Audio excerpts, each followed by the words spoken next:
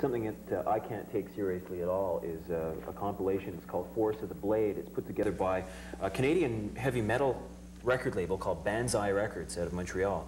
And basically what they do is they distribute heavy metal bands from all over the world through this label for distribution in Canada. Okay. And they've put together this compilation, and I have to tell you, if you really want to have a fun time, this isn't really a party album as such, but I laugh at what I call the stereotypes of heavy metal.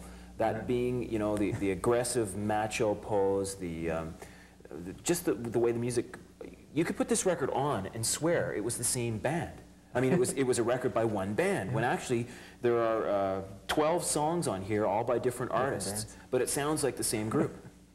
And I know that there are people that are real big fans of this music. I happen really not to be one of them, so maybe I'm not in a position to review this album objectively. Yeah, I think that's the problem, Peter. I know personally, if I were to hear a compilation of, say, progressive rock bands, you know, your Genesis, even Marillion, you know, their early sound was like that, I would probably say the same thing. Well, it's okay, but they all sound alike to me. And I think because you and I aren't into heavy metal, you know, in a serious way, that's probably, you know, the reason for that. Yeah. Not that these are not good bands. They're probably good at what they do. I think one of the problems as well is that very often people looking at groups like this will say, well, what kind of messages are they putting across? And I mean, fun is fun, but I mean, for example, my personal favorite on the record is a group called Hallows Eve, okay? Not to be confused with Halloween, which is another group. Is Halloween on there? Halloween is on this compilation. No, Halloween? That's Halloween? Halloween. And is Halloween on? Yes, but this group is called Hallows Eve. Who knows, they might even be the same band. Might be the same band. But it's taken from an album called Tales of Terror, and the song is called Plunging to Megadeth. The other thing is that there's two sides to the record, right? One is called the heavy side, the other one is called the speed side. So we're talking about speed metal here, black metal if you prefer, very aggressive, and most of the images deal with hell and brimstone and fire, you know.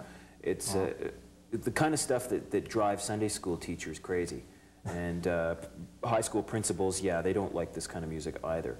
One of my other favorites is a group called Lizzie Borden. And if you remember your history, Lizzie Borden was a mass murderer, and there's a song called Red Rum. And if you saw the if you read the Stephen King book, or if you saw the film The Shining, you know what Red Rum is. But the song is called Red Rum. It's from an album called Love You to Pieces. I don't know. When I was, you know, a young teenager, I mean, Alice Cooper was the band that we all went gaga over, and it's the same kind of thing. It's the same thing.